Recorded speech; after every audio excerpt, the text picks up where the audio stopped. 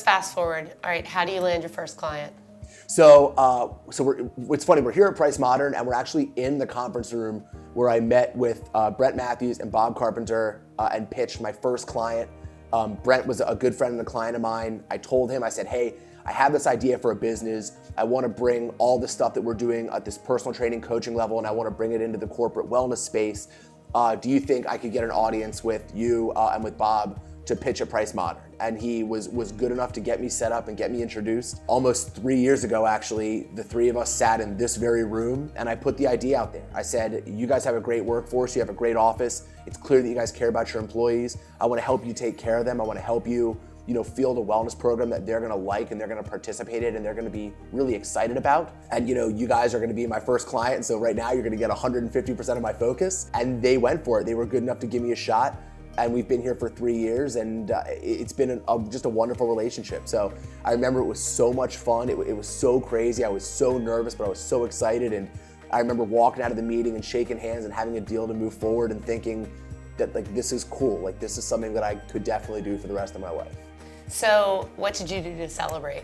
Wow, I think that was cool.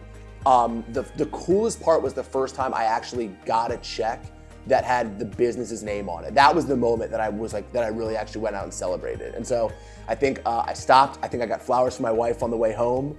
And then I think I kind of just sat around and I couldn't believe it. I remember staring at the check for a long time just because it had our business name on it. And it was the moment. I was like, man, this is it. We are literally in business. We're doing something. And so that was probably one of the most exciting early moments I can remember, was seeing the business name on a check and thinking okay, we're doing this now. All right, so I'll just chime in that flowers are always a very good idea. I've never gone wrong with them.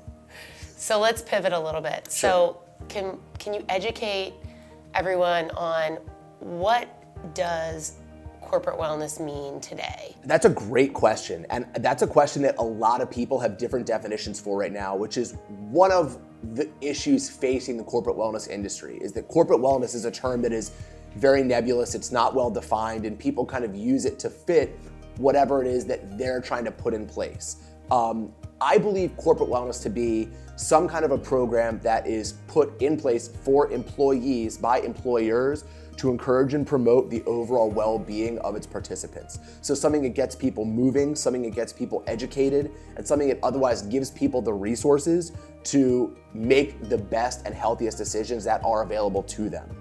So with our clients, we always do some form of physical engagement, whether it's yoga, exercise, things like that. We do some form of ongoing education, if it's monthly lunch and learns, monthly seminars, things like that. And then we have other services that are more meditation-based, more mind-body based, more team-building based, depending on the individual makeup of the office. But the point is that it should be something put in place that employees can utilize to improve the overall health and quality of their own lives. So most corporate wellness programs fail. Yeah. Why do they fail? Most corporate wellness programs fail for the same reason that business ventures fail.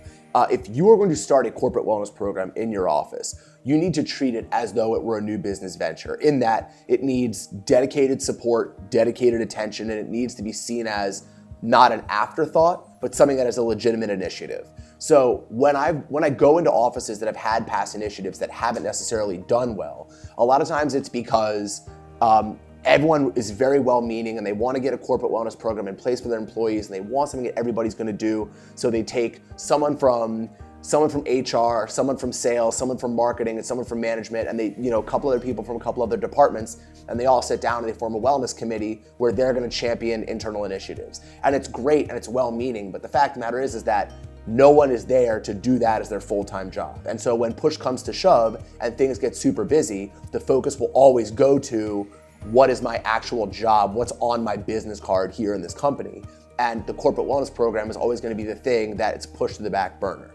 And so most wellness programs fail because they are an afterthought, or quite simply because they're not programmed with a specific office's identity in mind, or a specific office's personality, or to match the makeup of your workforce. And so where we come in that's really different is that we, first of all, our be-all end-all is watching, managing, and maintaining corporate wellness programs. We have nothing else that we are doing. We are 100% corporate wellness. So the same way you would bring in a marketing, an advertising consultant to run your advertising, we are coming in to run your corporate wellness as the core of our business.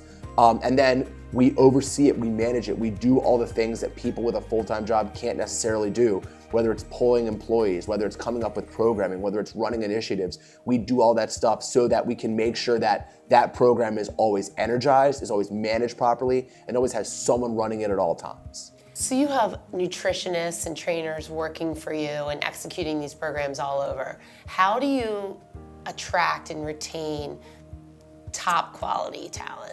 Partnerships are key for what we do, there's no question. Whether it's trainers or coaches that we have on site, whether it's instructors that are leading our classes, whether it's strategic partnerships with similar businesses where we're gonna refer people or have people come on site for us, that stuff's paramount to us having a good program. And so the first thing that I look for is, obviously, there has to be a high level of technical expertise. You're not dealing with the gym going public. For the most part, you're dealing with people who don't necessarily go to the gym or go to the gym sparingly, and this is something that they're gonna do instead of that. So you gotta be ready to handle a wide variety of ability levels, of skill levels, of conditioning levels. You have to be able to scale exercise or classes up or down. You gotta be able to communicate that to everybody. So I mean, that's table stakes and what we look for. To me, what's of equal importance is that person that we have on site or that person that we are referring people to can provide an experience for each and every person coming in.